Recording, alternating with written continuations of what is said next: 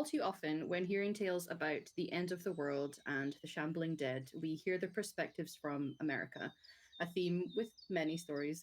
In this series, the world has experienced an outbreak of something truly horrific, which has seen the dead rising and scant few survivors banding together to make it to the end of the world as we know it. This, however, this is Scotland's story. We focus on somewhere which saw some of the first terrestrial life preserved from the Lower Devonian period, truly the earliest life on land. We focus on somewhere which saw some of the first. It's got a Pictish hill fort, which dates to the 3rd century, sitting proudly atop the Noth hill. With carved standing stones abound, is believed to have once been the residence of a Pictish king. Prehistoric life. Now, the village of Rhynie sits quiet and bereft of life. Well, life as we know it. The dead have risen and attacked the living. An extinction event is unfolding in the year of 2011, the end of the world. Our tale begins in the spring of 2012, less than a year after the initial outbreak.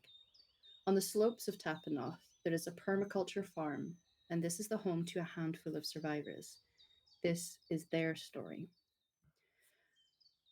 As we focus in on this farm, which has a very rustic feel to it, and rather than having set out fields, it has things growing integrated with each other.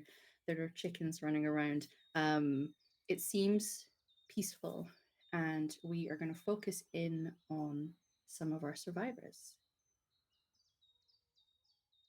Isla, as we focus in on you, can you please describe yourself and what you were doing? So as we focus in on Isla, we see a woman in her mid to late 30s, and she's just sitting up at the end of her bed, because we join Isla in the morning, because this is sort of the time where she gets to grips with herself and with the world that she now lives in. Um, and she sits with her spine very upright and her head very tall. This is somebody who has had posture and precision driven into them. She's 5'6", 5'7", but she always tries to stand up to every inch of that. Her hair is a kind of naturally messy, curly chestnut brown, and it's always just slightly escaping the ponytail that she tries really hard to keep neat and out of the way. Her facial features could have been described as quite pretty and delicate, but she holds them with such a hardness and a rigidity that that's not the first thing that you notice about her. There are some freckles across her nose and her cheeks, and they sort of come out across her shoulders as well in the sun. But right now she's covered up in a big jumper because it's Scotland and it is cold. It is cold. And and as she sits up and stretches, we start to see her going about her sort of morning wake up routine. And it's evident that every move she makes, routine is important to her and order is important to her. She spends some time winding this battered wristwatch that she found on her journey to Rhynie.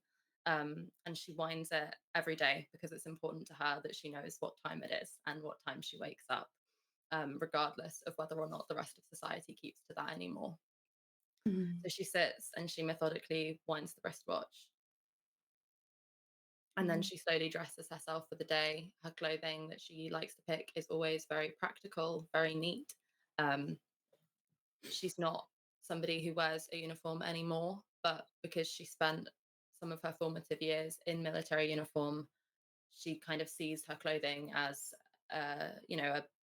that's what people see of you. And she wants to be neat and presentable, even when Mhm. she's getting up hours before everybody else to go and patrol the perimeter, which is what she does first thing every morning. Of course. Um, as you're getting yourself dressed with that kind of precision and being methodical and that kind of routine, a lot of the times it is could be perceived as somebody taking pride in themselves and said routine. Do you think if you check the mirror before you head out, the face that looks back at you, do you think you are proud of yourself? It's hard to say because Isla's sense of self is not something she's ever had that much of a grip on beyond labels, beyond what she can do for others and for society, what she could do for her unit back in the day, what she could do for her clients when she worked as a personal trainer more recently. Um, but she's proud that she's still alive. She's Mm. proud that she's made it this far. And she is incredibly proud of what she can do for this community here. Mm. Very good. And so you're heading out to the perimeter, correct? Yes. So Mm. every morning when I first wake up, I go and I basically take a morning jog around where our defenses are just to check that there's nothing in sight, that none of the defenses have been tampered with, you know, looking for any marks, remains, just basically checking that there's no threats that seem to be imposing on us. Mm. What do you think you find?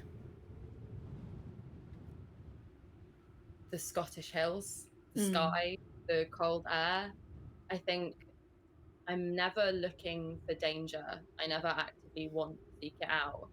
But there's always that, like, not disappointment, but that slight, like, breath out of, okay, this morning is just going to be like, thank God, most of the other mornings we have here where we haven't been disturbed and, you know, there isn't a horde of walkers coming towards us. Um, I think she finds the strings that we've strung up around the edge of the community, the bells that the morning breeze doesn't quite set to jingling. And so she starts up a jog, sort of just along the inside of where the strings, I think, like ring the edge of the community. Um, and as she's sort of keeping an eye out, the focus becomes her heartbeat, the evenness of it, the breath coming in and out of her lungs, how cold the air is, and yeah, the vastness of the landscape around. As you're looking at the surrounding area and looking inward towards this farm and the buildings and the community, as you said, does this feel like home for Isla yet? No, but then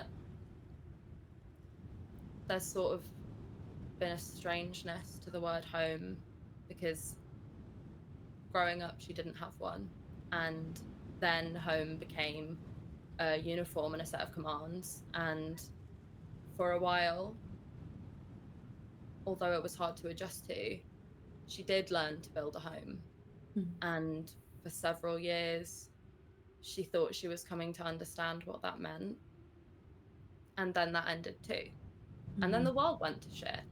So Yeah. now I'm here in this handful of farmhouse buildings and fields, and it might not be home, but this is mine, and this is somewhere that I don't want to leave. Mm-hmm. Okay. As your routine is finishing up, if you were to crystallize the way that you are feeling today, or just at the moment in time, what would you say is the strongest emotion she's feeling right now? It's not really an emotion, but I think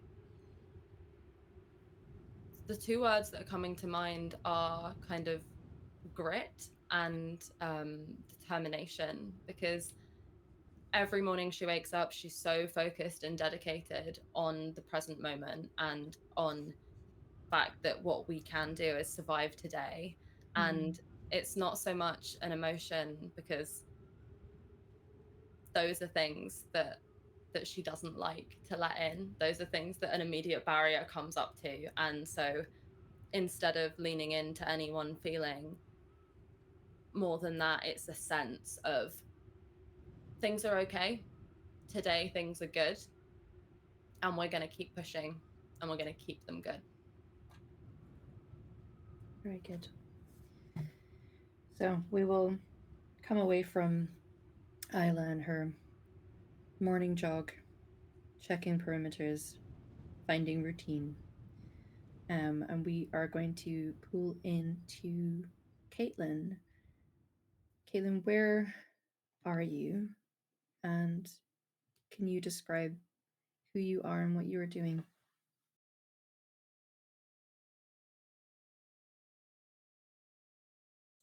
You're looking at a also later 30s year old's woman.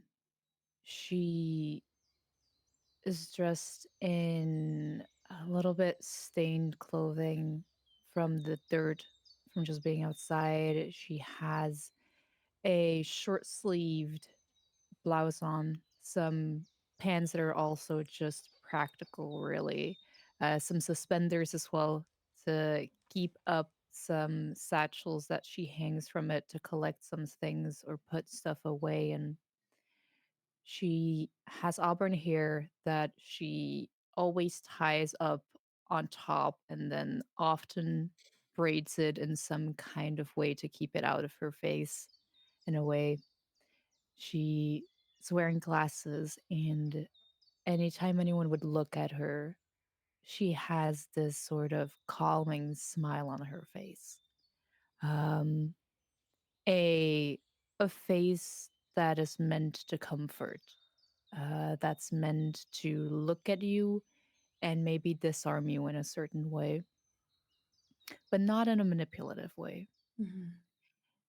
And she just probably finished walking around to some of the crops that they have, some of the vegetation around the farm, and kind of checked if there were any infections or weird things off about them, because in this new world that she has had to come to terms with, she doesn't know well if in some way people are being changed. What would that maybe mean to our vegetations as well, to other forms of life? Mm-hmm. It's maybe drilled into her for her profession and her passion, really, as she always did, like trying to understand what made certain aspects of life tick as a molecular biologist. So I think she definitely has been up to see the sunrise. She's been Mm-hmm. checking the crops, and she has taken a few samples of stuff inside. I imagine a little shed of some kind where she keeps some of her stuff, and as best as possible, maybe she even shares it. This setup of trying to keep it as clean as possible Mm-hmm. for sterile medical reasons, but then also for personal curiosity, being able to look at some vegetation stuff. You woke to see the sunrise. And I think for some people, some of their life experiences are such that there maybe have been times in their recent history where seeing the next sunrise is not given.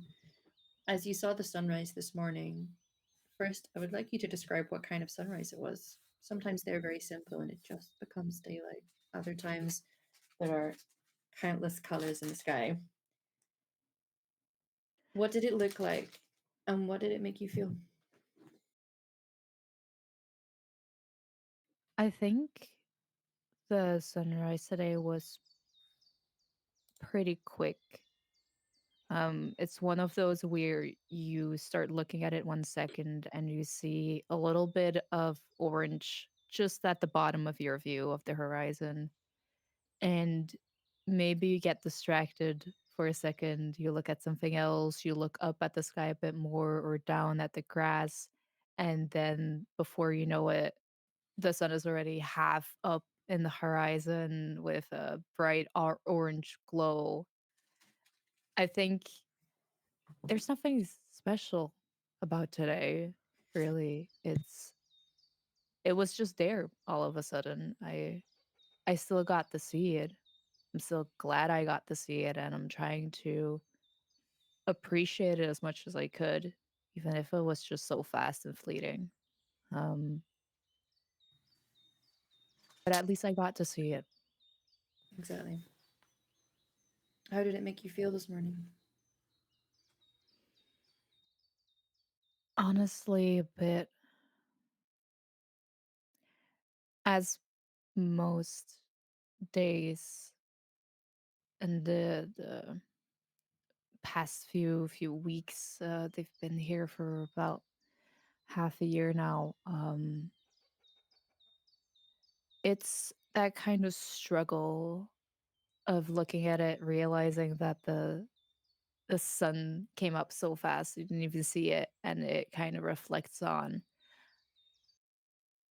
maybe we'll be blinking and it'll be 2 years into the future. We'll be sitting here and nothing will have changed. Um, and honestly, that thought does kind of scare her in a way. The thought of just blinking and all of a sudden they're years into the future and they're still stuck here, knowing nothing more than they do today. Um, Mm-hmm. yeah, there's a certain dread. Even though she's enjoying the sunset, it's not like she's looking forward to the day. Yeah. An interesting parallel with making sure a watch is always in time to observe continually the passing of time, to instead a slight dread of losing it in a way. This rudimentary, we can call it a lab, maybe a farm lab. Um, do you feel this is your happy place?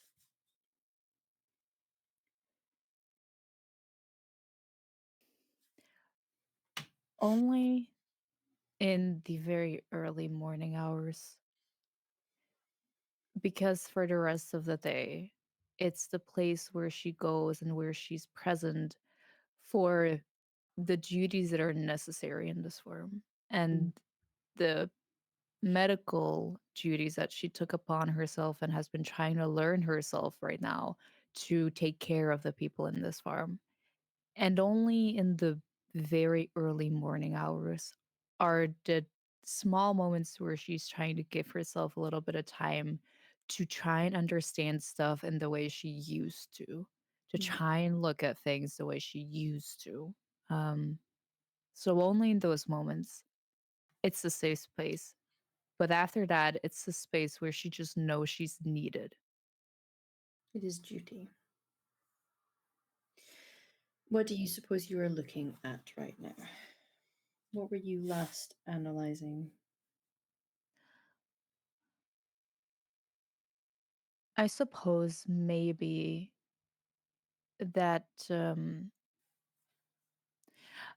if it's all right, I Mhm. suppose at some point in the past that there was like traces of an attack on some animals. And she, sadly enough, the animal having passed, she is trying to look at, understand the wounds and how it may be infected it. Mhm. Yeah, I think the thing that is interesting to you in the way that there's a very unique viewpoint that a scientist will have in the world. Um, and it is things that could be seen as sad or depressing or things that people should not be excited about because it's something awful, and yet the curiosity that drives wanting to understand it, um it's a feeling that people who have that kind of mind can relate to. And what's interesting about an animal that may have been attacked by the walkers, the undead, is that they'll have been hurt, certainly,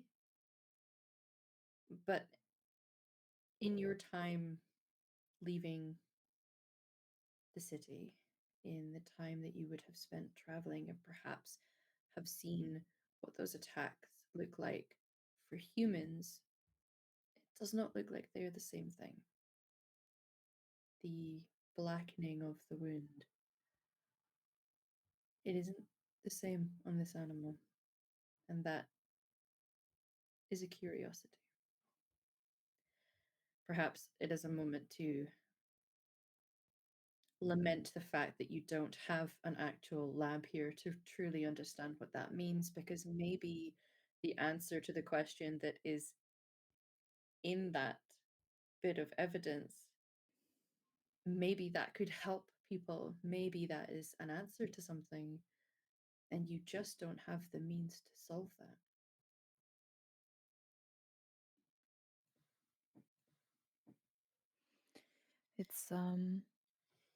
It's the described morbid curiosity in a way, but also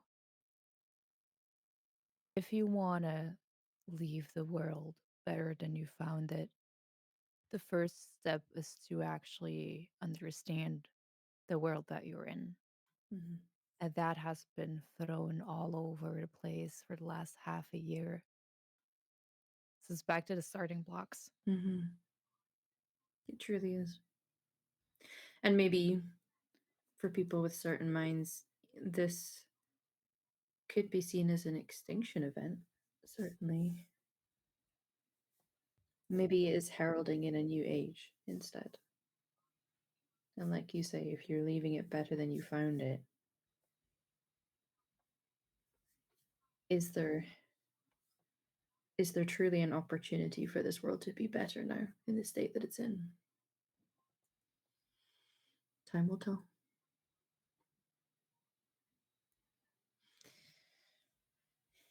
As you are contemplating the specimen you have in front of you, we are going to come away from you and we are going to focus in on Rhynie. Rhynie, I would like you to describe who we see, describe where you are, and what it is that you are doing in this moment of isolated peace. Rory always wakes up quite early. He's always, as far as you can remember, always been that way, even when he was a kid. And he was kind of hoping that now he's retired and he's put all those academia behind him, that he would start to sleep in a bit, but no, just keeps on happening. So he's been up walking around the farm for a bit. He probably at this point knows Isla's jogging route and avoids going to the same places. He might see Caitlin as he walks by, observing the sunrise and give her a wave. But where we see him now is actually at a paddock in the south of the farm, sitting on a little wooden stool. You see a quite tall, quite thin man in his late 60s, a mop of thin grey hair, straggly beard that's much to his chagrin starting to go a bit grey as well. And he's hunched over a fence post. There's been a bout of bad weather recently, and something knocked into it and broke part of the fence. And you can see him holding two bits of it together and trying to kind of slot them back into place. And his right hand starts to shake a bit. And he lets go and just kind of rests his head in his hands for a few moments. And he takes a deep breath and goes back to the fence again.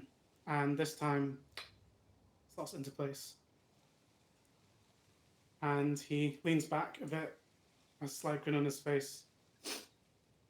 And he stands, and you can see he's kept some of his clothing from when he used to lecture at the University of Edinburgh on virology. Scruffy professor, I think, is a good way to describe how he always looked, and even more so now with less access to ways to clean himself up. And at this point, he just takes in the early morning sun casting over the farm. He looks at his hand and pulls it into a fist until it stops shaking. And he's noticed that his skin had faded quite a lot, being an academic working in Scotland. But since he's been back out at the outside all the time, he started to get some of his more natural complexion back, which he's happy about, of course. Yes. Contrary to popular belief, we do sometimes get sunlight in Scotland. I wonder, how does Rudy feel about this return to simple rustic living that we have to assume humans existed in some time ago, compared to his life as a professor of horology?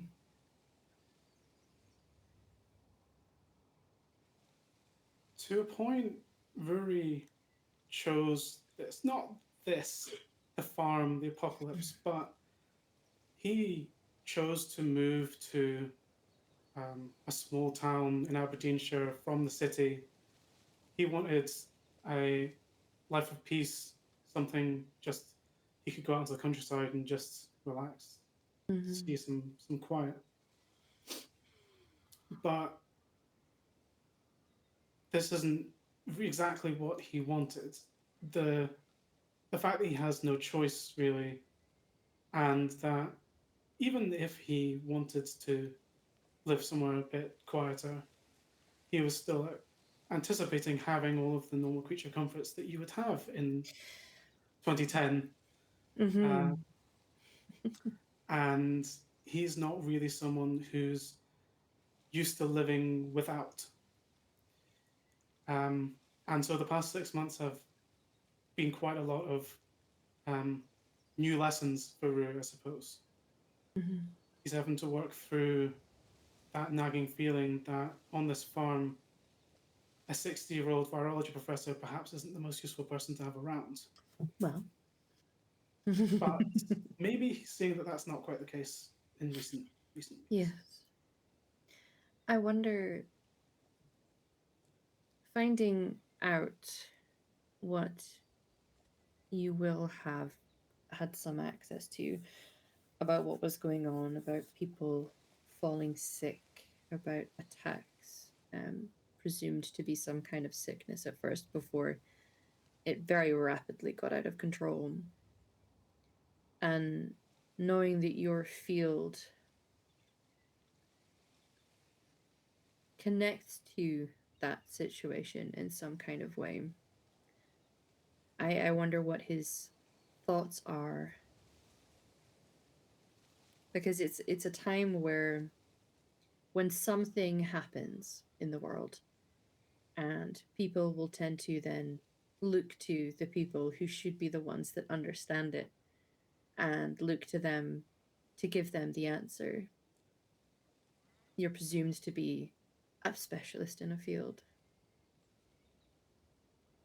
How did Rudy feel when this was all happening? The truth is that Anne's story probably doesn't share this with many, maybe one or two, is that there's a possibility he could have known something like this was going to happen. I mean, when there's some kind of outbreak, usually people who have been studying that field would know sometime in advance. But the prospect of something like this, a truly world-ending event, never even crossed his mind at the time. He thought that such an idea was nonsense, that there were so many controls in place around the world to prevent it. Yeah. Every country surely has the capacity to prevent it. So as he could see it happening in real time, there was this almost completely unnecessary, nonsensical feeling of guilt that he, his colleagues, everything they were doing was realistically in service of preventing this. And now that he's seen it happen all around him and not being able to do anything about it, despite knowing that it doesn't really make any sense for him to have any kind of responsibility for this, that guilt never really goes away. And now, the world as it is, you will maybe never have the answers to it either. About what it was that really caused it. This spot in the garden, would you say this is Rory's happy place right now?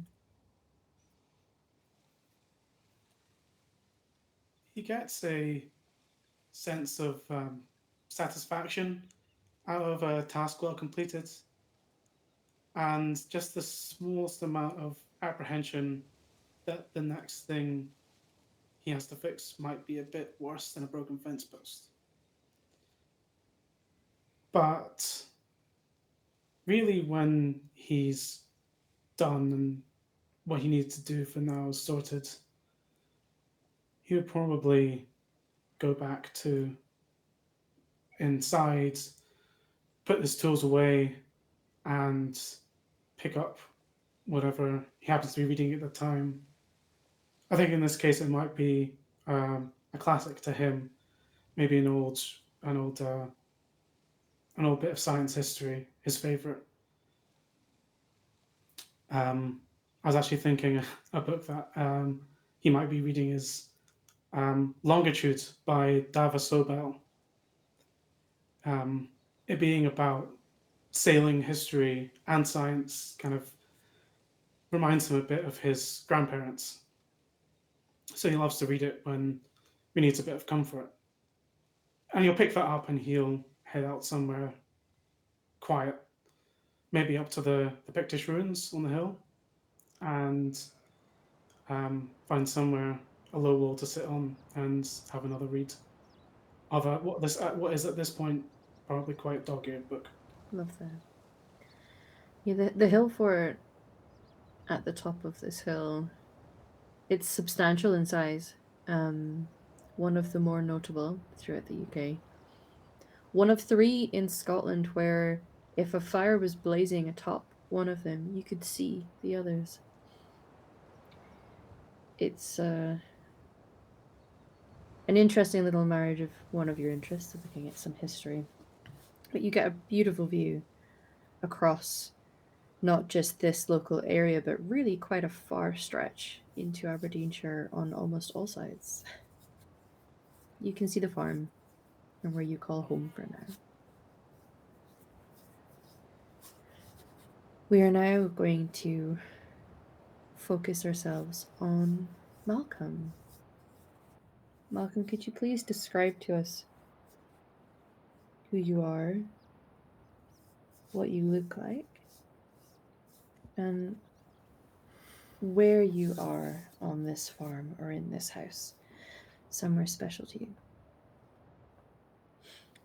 On the other side of this hill fort, unbeknownst to Rory right now, down on one knee, and we see, like, looking over the shoulder of a 60-year-old man, white beard, very white hair, a pair of glasses with one lens with a crack in it, wearing quite faded denim jeans, a gilet over a checkered shirt, and all of this clothing is quite battered and bruised, except for the shoes. They're immaculate, because she always told him, take care of your feet, and your feet will take care of you. And Malcolm is holding a small little dipper from a bottle of white tippets, and not on one of the four rocks because he understands the importance, but from a different one. He is just finishing off writing on the rocks, and as he stands up, camera looking over his shoulder, you just see that the lines say, "Till all the seas gang dry, my dear, and the rocks melt with the sun." And he orientates the rock to look out from the hill in the direction of the North Sea. Do you think Malcolm holds a significance to this spot in this part of Aberdeenshire, in this part of Scotland, to the history that is here that has been pinned down at some very significant moments in history? Do you think the history of the land is important to him, or is it simply the stories that he has, his own stories, on his farm? It's a combination of the two, really. The land and the people that came before are incredibly important. And he's not a history buff in that form, but he understands that people in place is important. Maybe less so to him, but that doesn't take away from others.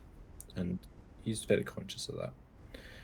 This part of the world is important to him for one reason and one reason only. He's not from here. He's originally from Glasgow.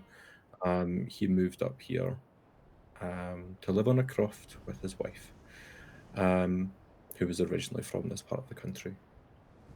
So that's where the importance is held for him, rather than the geographical location. Personal memories. Mhm. Can you see the farm from where you are right now? I think I'd be looking away from it, but if I turn to look, it's definitely still there. I'm not too far away. I know not to wander. I've got a bad hip. Yes. In terms of a place that feels special to him, that makes him feel comfort, do you think it is up here that holds that significance for him, or is there somewhere else? It is this spot, and it would be for two reasons mainly. This is where the wind's strongest, so you really get a feeling for one, the weather, what it's going to be like. Two, you get to feel something, which is hard these days. And three, this is the best spot to hear the curlew sing. And he'll also have a little notepad tucked inside his gilet pocket that keeps a tally of how many he's hearing. That bubbling song that they sing. He would have got up early this morning because he knows that they're most active at around 6 a.m.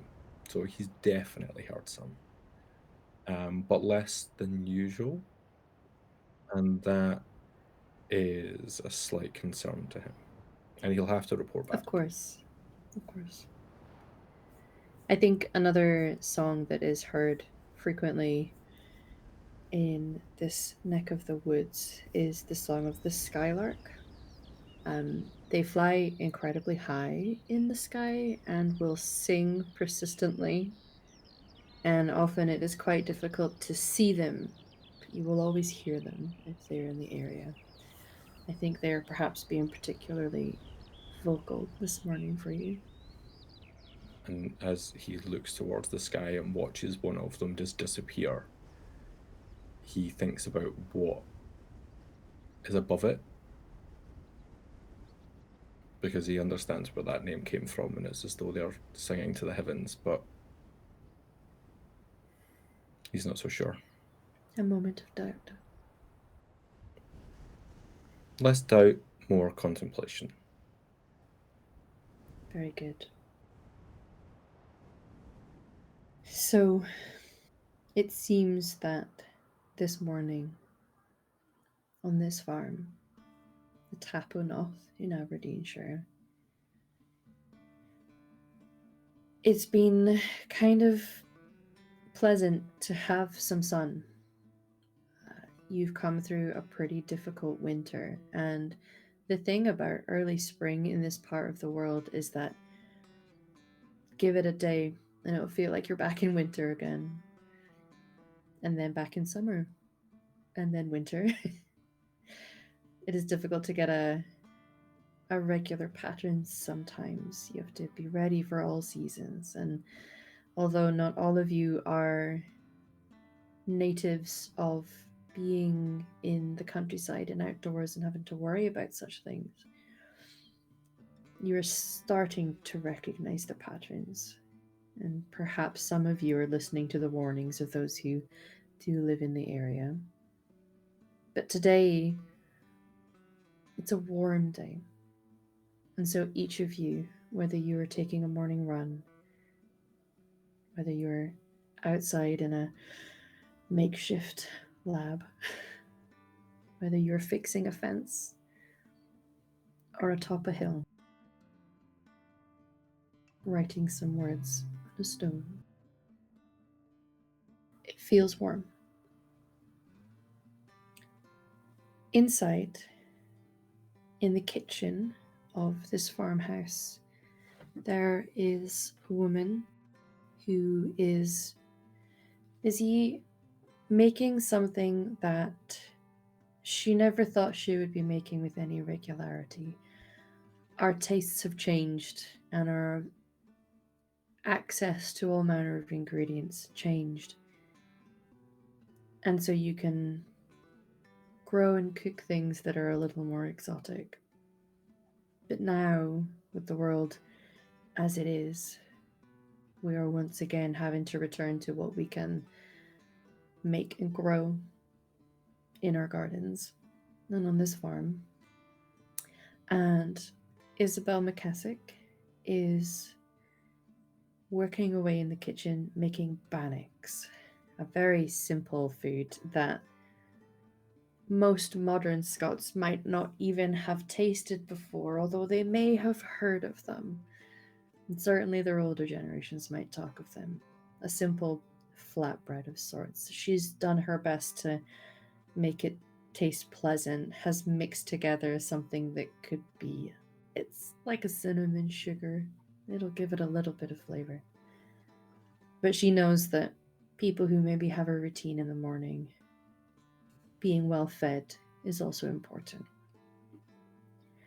I would now like us to describe the actions of someone else who is on the farm.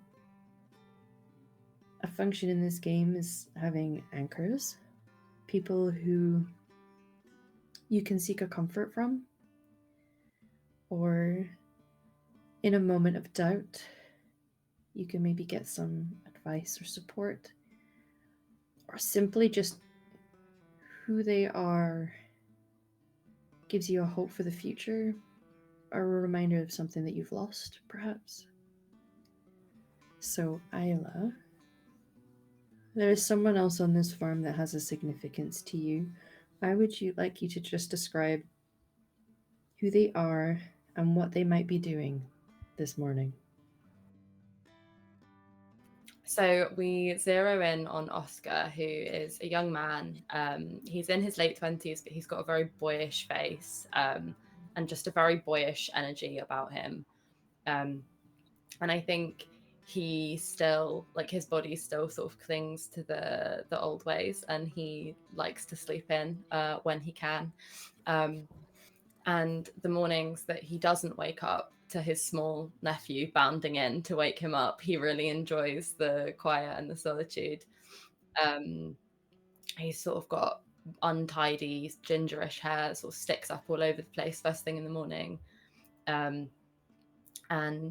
I think we come to him at this time still in bed, and he stretches and he groans. And then I think he gets up and goes to the window. I think that he's sort of made a room for himself in one of the upper stories of one of the farm buildings. because it's got this gorgeous view out over the hills. And he just stands there, takes it in, and as he's looking out, I think his mind is sort of just trying to be settled, because this is an optimist. It's sort of written all over him. So he tries not to think about the bells and the strings and, you know, the lack of people around, and instead he tries to look at the light coming in off the fields, and, you know, the fact that today looks like it might be a bit warmer. And he rolls his shoulders back. And then I think a lot of his routine is tied to somebody else's. And I think he's a little bit confused as to why his little nephew hasn't bounded in. So I think the first thing he does is go to check on him in like an adjoining room, or maybe the room next door. Makes sense. And he's a technically minded person, has a background with engineering, and I don't think anyone really minds. Maybe there's one or two people who mind that he does sleep in the morning, because he works quite hard during the day, I imagine. There are a lot of things that he is finding a use for the skills that he learned and that he trained for. And this was not the setting he was expecting to have to use them, but they're useful none the same. And I think somebody who has a more optimistic worldview is taking comfort and pride and happiness in being able to be useful. So yeah, I think raising late. There's a good smell, at least. There are things cooking in the kitchen. There is a sun in the sky. What a wonderful day to still be alive. Caitlin, there is someone else on this farm that you take comfort in, or is tied to you in some way emotionally. Can you describe who they are and what they might be doing this morning? Yeah.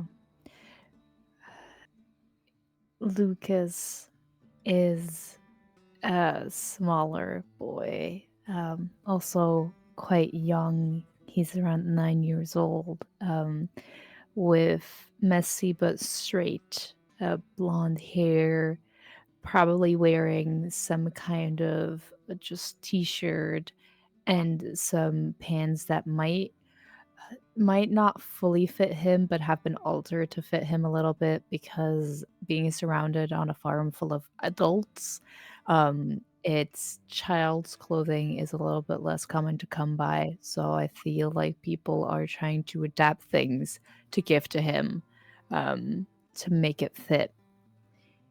He, I believe, instead of the usual thing where he would be bounding out, he's waiting in his bedroom with I need to try to pronounce it. Morlich. Yes. Yes. Yes, his border collie, who has been traveling with them. He remains in his bed, just petting Morlich a little bit, and even though he smells the food, and I don't believe he actually likes it. I think because he's so young, they love things that are sweet, and the type of bread that is being baked right now, it's just he knows there's cinnamon sugar on it, but that's just not enough. If he could, he would douse it in it. So, but he I think in the beginning he would have complained about it, but then people would have told him that he should eat it, because there's he should be grateful that they get to have these delicious sugary things still. So he kind of after a while, a long while, he got to eating a little bit of it, but he doesn't feel like getting up and bounding out of bed to go play outside with Morley. He doesn't feel like it, because he woke up with some tears on his face from a dream that he had. A dream that has been haunting him for a while now. Mhm. But as time passes and as reality sets in, that they're not coming back and that everything that's happening is real, it's getting a little bit more difficult for someone as small as him. Yeah. These days you now find yourself in this world you now find yourself in, it is difficult for everyone. Everyone has seen horrible things. And at 9 years old, he has likely just not developed a resilience yet to how to handle things that are horrific. And is still trying to figure that out. And maybe time and adapting will help with that. But not yet.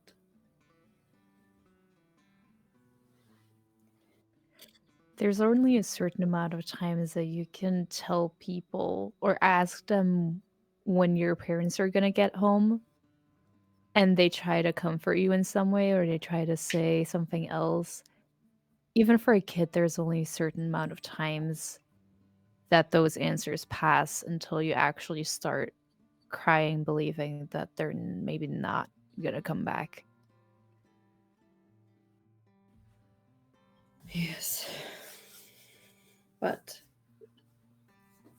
Morlich, as is common with faithful animal companions, is at least a steady presence for him. And Morlich is a bundle of energy, as border collies often are. But he's right where he should be ancestrally. They are working dogs. They are also vastly intelligent. And I think being able to sense the emotional state of his human this morning is probably sitting next to him, head in lap, offering whatever comfort he can. Both will go into a morning routine when their Uncle Oscar comes in. Rhynie, there is someone else on this farm who holds a significance for you. Can you describe them and what they might be doing this morning? Lily is a maybe 5'2", 5'3", fairly light-skinned black woman with quite kind of wild, curly black hair. And she's sitting on a chair in a grey pencil skirt that you can see, if you look carefully, had rips sewn together a few times. A quite creased white blouse that she tries to straighten out, but it's just not working. And she gets a brown cardigan and puts it on and starts buttoning it up as she looks back up at herself in a cracked mirror. Um, she's heard about the animal attacks. She's heard about what happened with Lucas's parents. There's always bits and pieces that she kind of hears around, and there's only so many hours in the day that someone can be trying to do what she can for everyone on the farm. There's not that many people here, but there's always something that someone needs. But today is not one of those days. She gets up from the chair and pads across her little, it's not really a room, it's more of a cupboard that she made her own, and sees the line of perfectly arranged books that she managed to bring with her. and she thumbs through them, not really for any purpose. She knows exactly what order they're in. Until she gets to the S on the author list and finds Sobel, a book called Longitude. And she pulls out a pretty pristine copy of the book that she has just finished reading. And she smiles and turns and leaves. And she heads out to meet Rory up on the hill. If there's one thing that can endure even the end of days, it is the art and the joy of the written word and of stories. I feel like there is one thing that will last much longer than even we will, and that is the stories that we tell. And it seems that even in these end of days, in what you may have speculated with her of an evening, of an extinction event, you can still have a book club and find joy where you can.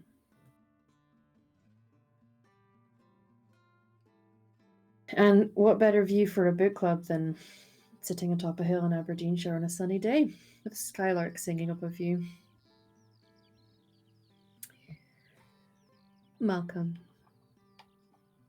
there is someone on this farm who has a significance to you. Can you describe them and what they might be doing today?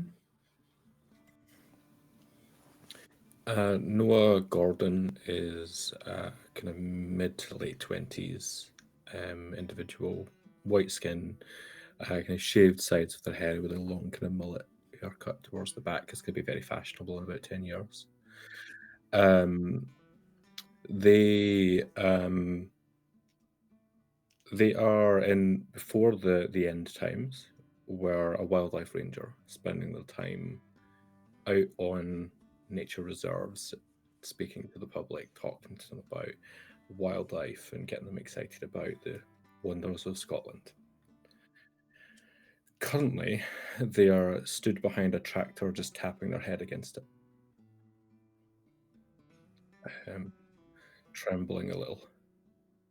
And they go, shake their head, wipe a tear, and turn around as though nothing has happened. We all carry our trauma differently, and our grief, and the kind of dread for the future that some people, maybe even 5 years ago, had dread for the future and had anxieties, things you were worried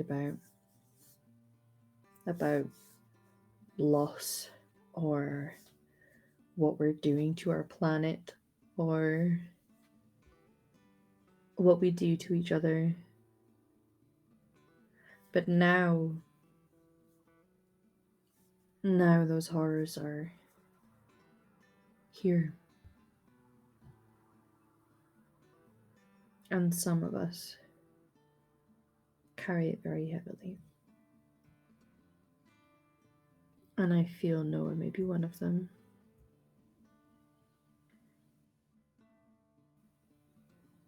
But when you have knowledge or skills or a will to help others, that those around you who are still alive, that they need help and that we can provide that for them, you can find a purpose in that. Some people might even find a comfort in it. At least it gives you a reason to put one foot in front of the other and keep going. Again, it's calling that question of Is this the end of days? Is it truly an extinction event? Or is it something that is heralding in what a future is going to look like for those who do survive? And a turning point. I feel it's a question not just in this person's mind, but in all of yours. Whether it's at the forefront or lingering somewhere in the background. What we've managed to find here, each of these people, is community, perhaps comfort, something to hope for, or at the very least, somewhere beautiful to see the end.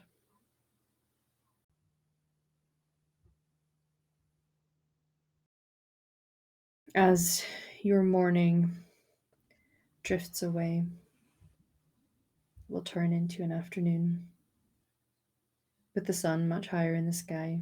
It's warm. This is the first day you have felt warm in months. It has been long enough. You don't even remember feeling this warm before. It's been so cold for so long. And for some of you, you may see a comfort in that. Certainly, there's a comfort in the book club being held up on the hill. Or those who have managed to complete something, achieve something, even just one thing in a day. Achieving something gives you something to hold on to. We will return to our story as evening sets. It'll be cold this evening. Those of you who understand the turning of a day and what it is to live an outdoor life, which our scientists maybe don't. It gets cold at night when it has been warm during the day, with no clouds to keep that warmth in. But there will be a meal had and comfort taken in each other.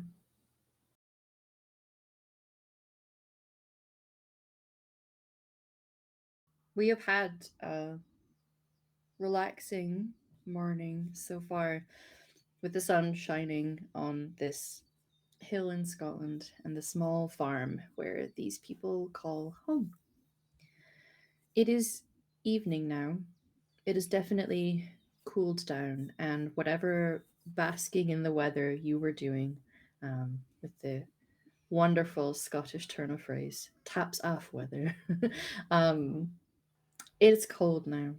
It's definitely taps on, and jumpers, maybe even a scarf if you have to go outside.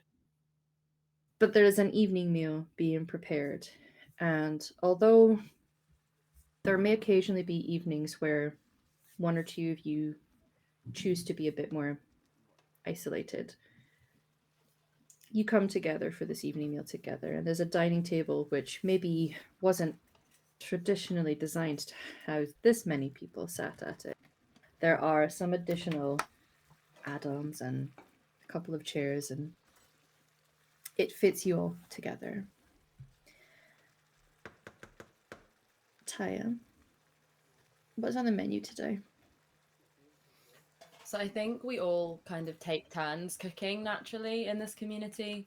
But there's definitely patterns to the food that we get served, because it is very much, what the land gives us and then what has managed to be preserved from before it all started.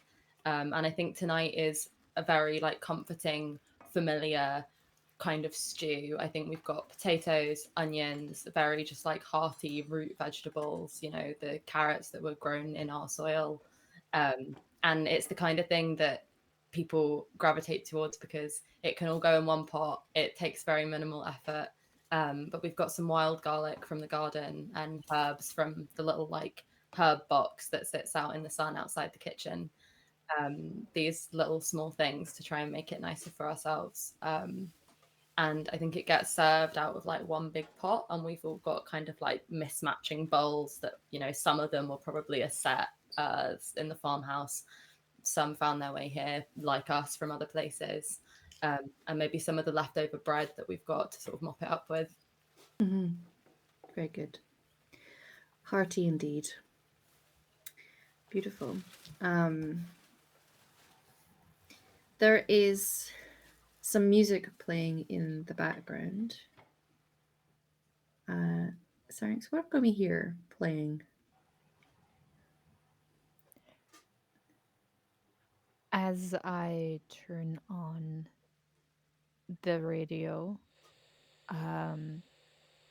and need to find a channel that somehow still works. Probably stuck from back when everything went down. The beginning familiar tunes of Somebody That I Used to Know by Gautier starts playing. Brilliant. A banger, to be sure. A banger. Yeah.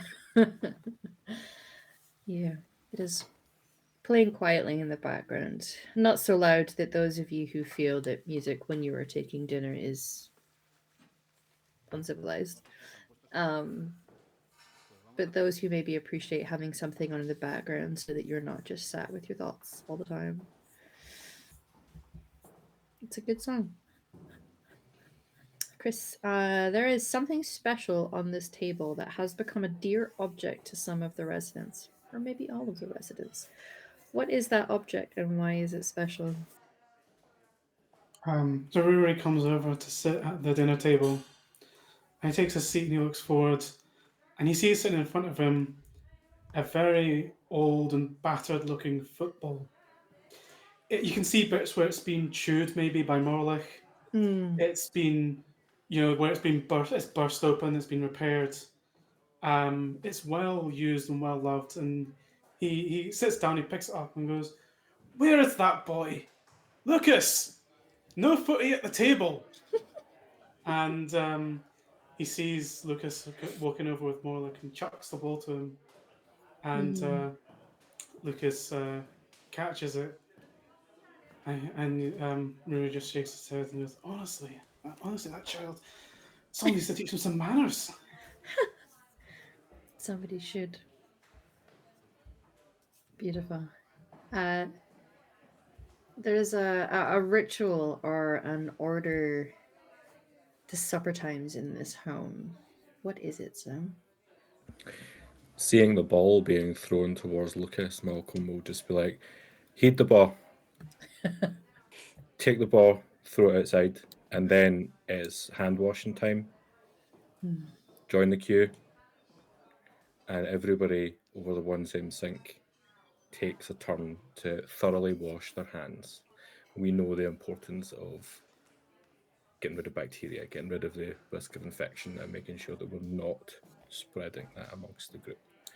And so everybody knows that before you sit down, before you touch cutlery, before you grab a slice of bread, that you've thoroughly washed your hands.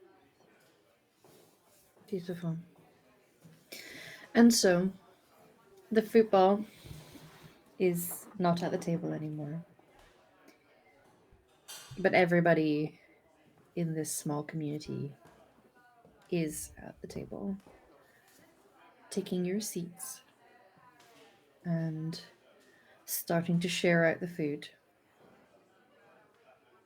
having a drink of what you can. I'm curious, each of you, what is your drink of choice at supper time? Although not every single thing is quite so readily available, there may be stores of something that you like to have. I think Isla is just drinking the clean water that we have here at the farm.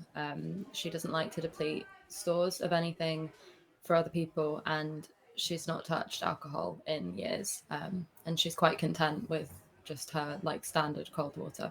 Mm-hmm. Funnily enough, if it's coincidence or not, Caitlin also prefers to just drink plain water, but for a different reason. Because it's not the smallest things feel like a little bit of a luxury, and she's trying to cherish the fact that, they can still have clean water here. Um, Mhm. that's more of her reason why she would choose it. Sure. I think Ruri has taken um, some of the water as well, but for a different reason still. Mm. Um, he's sitting with or nearby Lily, and she's brought to the table a bottle with a very dark blue looking liquid in it. Some of her homemade blackberry gin that she Mm. has had a go at since she's been on the farm, and she pours a little bit. It's very thick, so she pours a Mm. bit into the water glasses to mix it up to kind of loosen it a bit Mm-hmm. for the two of them, and they clink glasses before they take a drink. Lovely. I'm sure it's delicious. It's with what you could have, Mhm. Pouring himself a glass of water, Malcolm will bring it towards him, say, "Finest in the land," to the others. That just take two fingers, and he's just gonna like dab the cross on himself with the water, Mhm. and then pour a little bit of whiskey into it. Mhm. Mhm. Beautiful. Scotland's water. Um, the lovely thing about this part of the world is a lot of the rock beneath your feet when you are in the northeast of Scotland is granite. There are others, of course, and nearby there is the very famous Rhynie Church. Very exciting stuff. But the good thing about having that solid rocky foundation beneath your feet is it is some of the clearest and cleanest water you will ever drink. It is a luxury indeed, as there are many people in this country whose tap water does not run so clear. And so being able to just take it straight from the tap and it tastes refreshing and crisp and clear. It is a nice thing to have here. And perhaps in a world where there is that worry of uncleanliness and not fully understanding what it is that has made people so sick, to have something that clean, it is a blessing. So, as you break bread and you share a meal, you are sat with each other. What conversation do we hear? So, what you were saying that you were putting together this stew with garlic, was it absolutely the wild garlic, or was it the three-cornered leek? Because there's a big difference between the two of those. So, what is it? Is it the wild garlic or the three-cornered leek? If it's the stuff I got, it's the wild garlic. Well, it does taste quite strong, so I'm assuming it is.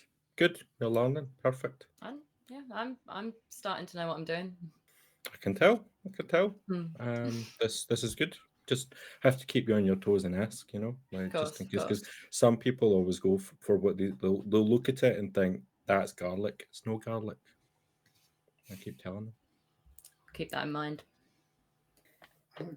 So, Caitlin, I may not like uh, the answer to this question, I suppose, but I saw you back in your lab earlier, looking at those uh, those cuts and things on those animals you found. What do you know? What did you figure anything out?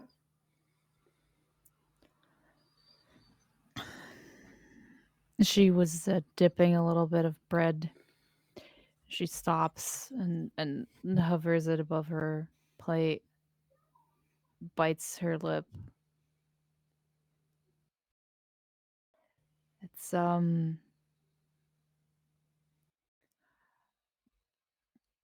I don't know what did it. Uh but it's different than when we are attacked. it's different. It reacts differently. Maybe it's because of the genes in the animal. Maybe it's something inside of us that specifically reacts to something. It's just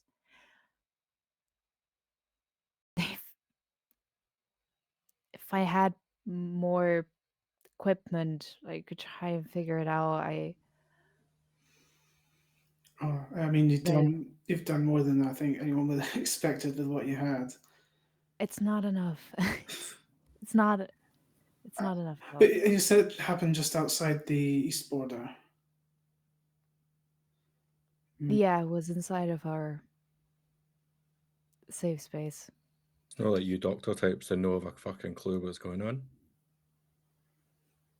But it would have more of a clue if I had more stuff to work with. I just. Well, I thought it's Yeah. all in here, right? Come on, Malcolm. You don't see a medical library out here, do you? No, Can't have but every like bit of knowledge in a head. you go through that training for 5, 6, 7 years, whatever it is. Surely you should know. Don't Yeah, think they you trained you need. in this, did they? And that's a very brief comment. I think Isla is sat as far away as possible from Caitlin at the table. That's just customarily what she does.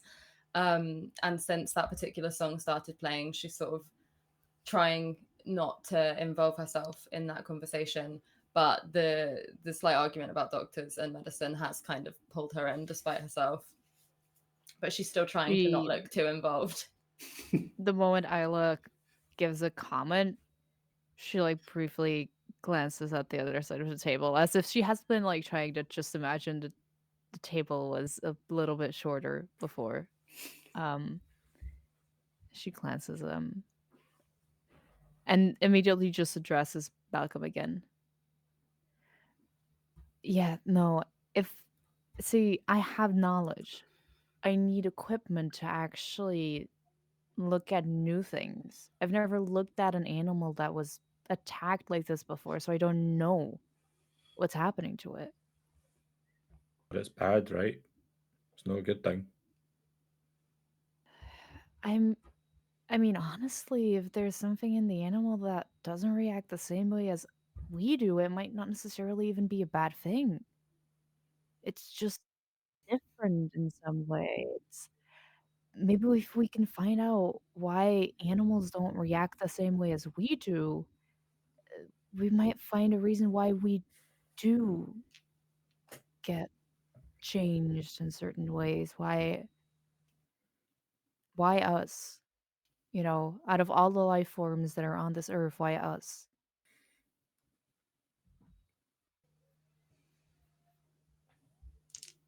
Well, just you keep writing your notes and looking at things deeply.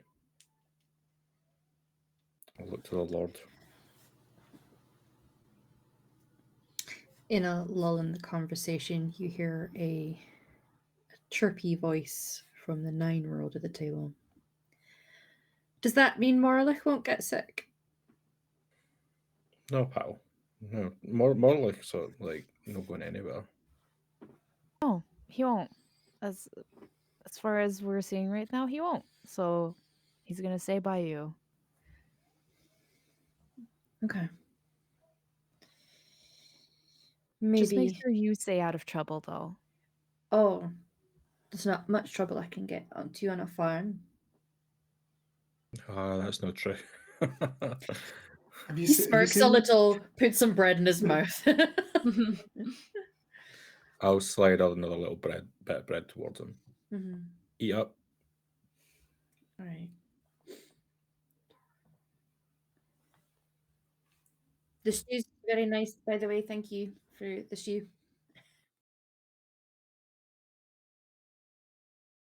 Uh, what was would Rory have a title before? Like, would he have been called? I don't know if he had a doctorate or something.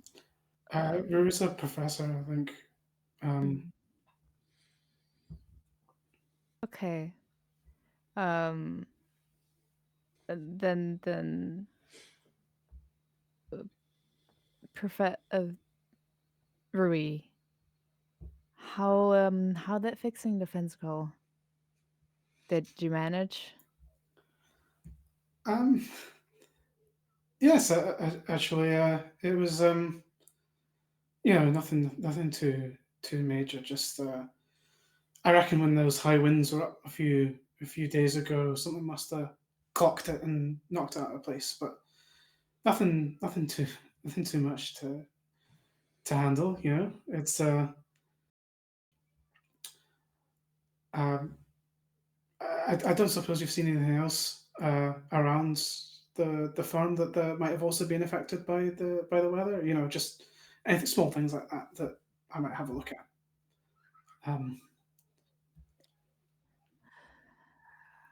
I mean, some of the boards on the outside of the shed have kind of like gotten loose on one end because of the bad weather and the winds.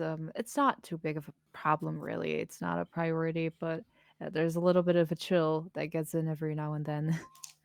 oh, maybe if I'm up early one other day this week, maybe I can take a look. Shouldn't be too big of a problem. I could get that fixed. Don't you worry. Yeah, I'm sure you could. Thank you. Oscar will chime up at this point, the young man with the red hair. I can help if you like. Help You'll have to him. get up out your bed early in order to help. All right, but I stay up quite late to help with fixing things. Right, but if things need done in the morning, you need to be up in the morning for it. Why does it have to be the morning? It's I not mean, like the important thing is that it gets fixed, right? yeah, Don't right. side with him. Don't side with him. He needs to get up earlier in the morning. Right, it's good He's for got you, his hands morning full air. with the little one. The little one's up in the morning. He takes that Hmm. dog out for a pee.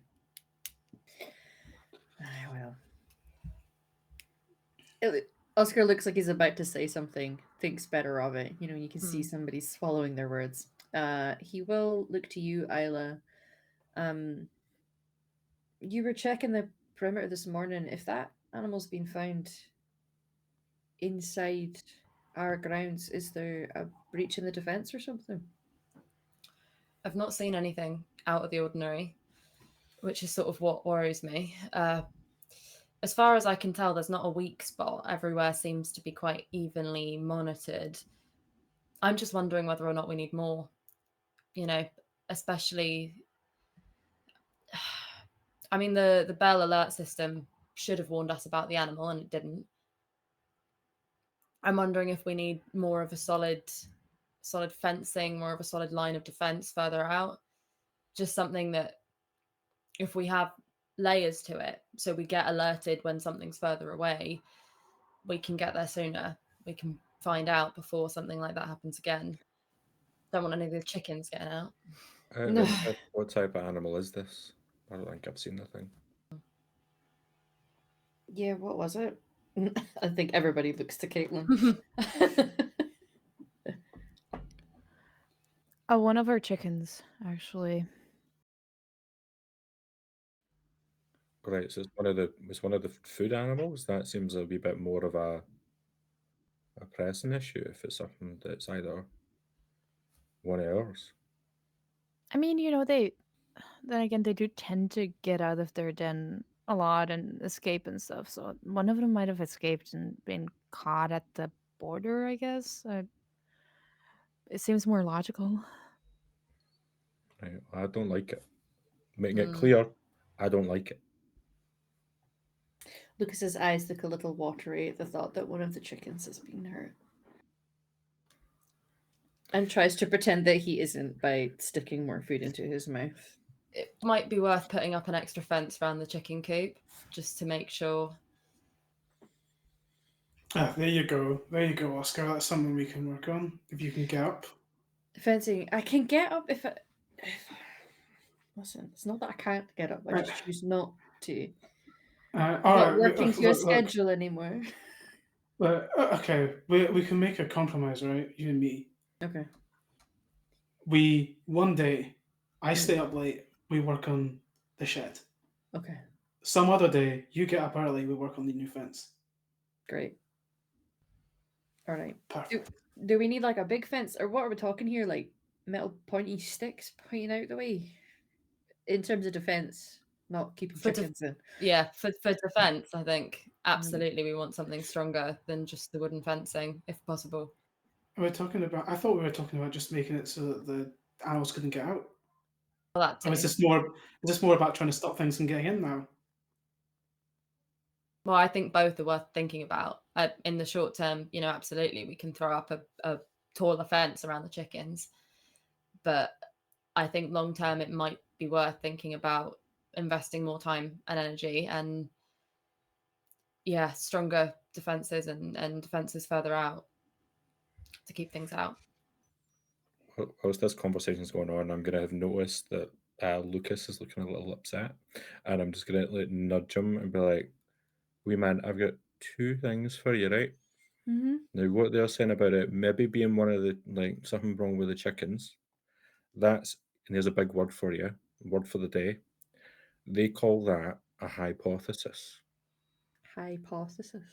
What's Which that? just means it's like an idea, and they're going to test it and see if it's right or not. So you hold on to that. We don't know. We need to find out, and that's what they're going to try and do. Keep the chickens in, and we'll see if anything happens. The other thing is I want to make a bet with you, right? I bet you that your big brother won't get up when he says he does. And if I'm right, you need to come bird watching with me and Noah. And if he does, then I will give you an extra portion of dessert the next time we get some. Deal. He sticks a hand out to you. And shakes the hand. Mm-hmm. Well,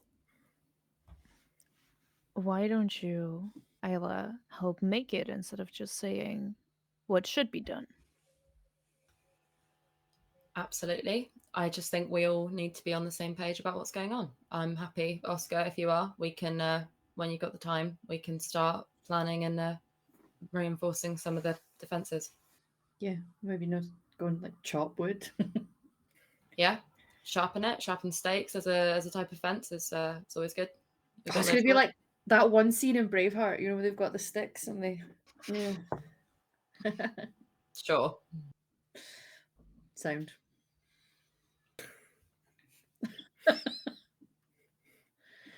All right, we're gonna make big, sharp, pointy sticks for defense. Yeah, the biggest and the sharpest and the pointiest. Great. And I think under the table, Isla's just sort of pecking at her fingernails and the skin around her fingernails, and trying to keep that hidden. But since that last comment, she's definitely gone and sort of retreated into herself a little bit more. Mm-hmm. I also imagine that, yeah, you can speak up, but I imagine there's like a little bit of an icy silence almost. This time, rather than just nudging Lucas, I'll just say quite out loud and go, and this is the second word for the day for you, pal. It's called tension. Tension. Aye. I have heard that one. Happens a lot. Is that what this is? This is tension. Oh. It's fun, isn't it? No. No, it's not. No, it's not, Lucas. So don't let this old man teach you any of that stuff that it's fun. It's not. It shouldn't be here, actually. So why is it here? He's got good questions, Oscar. Caitlin, do you... Oscar just nods while he's hungry boy eating. Do you want to help me clear out some of these dishes? I think people are finishing up now. I would love to absolutely help. She stands up. Marie stands up as well and starts clearing away the plates, the people that have finished. And is going to kind of... It's like he's not he's not the most subtle person ever. It's kind of... But he's trying to kind of lead Caitlin away to the kitchen where he can Start cleaning up. Yeah. You all right? I'm not more or less alright than at any other time. I just, Uh-huh. it's not often that we are all coincidentally sitting at the dinner table all together. You know this is gonna happen quite a lot, right? I mean, I know you can avoid it, but it's not a big place. It's gonna happen a lot that I have to share a room with my ex-wife. Yeah, I realize that. I'm aware of that. I just try to minimize it as much as I can to not have tension, as I said, at the table. Yeah, I'm gonna talk to Malcolm about that one. That was I mean, his sense of humor is a bit, but it was a little uncalled for, perhaps. He won't stop. You can try to talk to him. He won't stop. I don't try either. But yes, it's fine though. I truly it's fine. It's just I guess the feeling of saying I really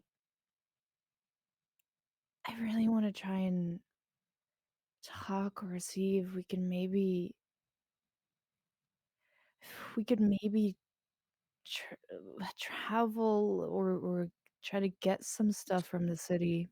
I know it's dangerous and we don't know what might be happening there or what might be waiting, but I mean, we're just sitting here and we're sitting here well and we're surviving. But if we could get stuff from out there, we might be able to do just more than only survive for ourselves. Why why is this coming to you now? Like we've been here for a while, surviving. Why do you Don't want to you get away now? don't you want to understand? Just try to understand anything that's happening right now instead of just having to live through it.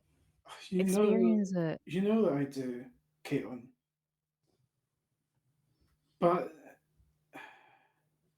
I mean, quite aside from the danger of trying to figure things out, if we go out there, who knows what we'll find. What do we do once we know? Like, what does that knowledge give us? What are we trying to prove by figuring this out?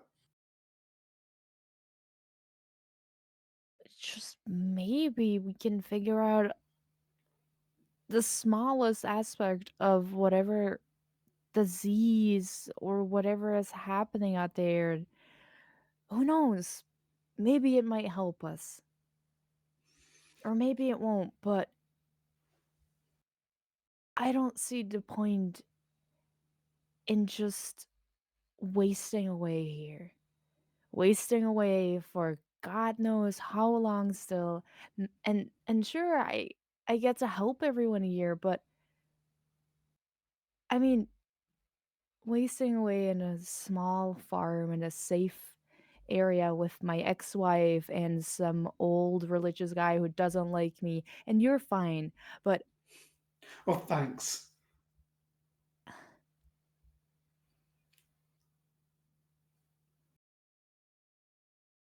I don't want to rest this I don't want to spend the rest of my life wasting away here.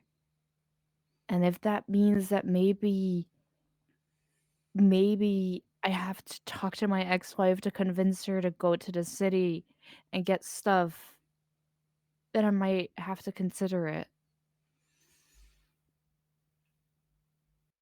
Well, I mean, it beats whatever that was. But how do you think?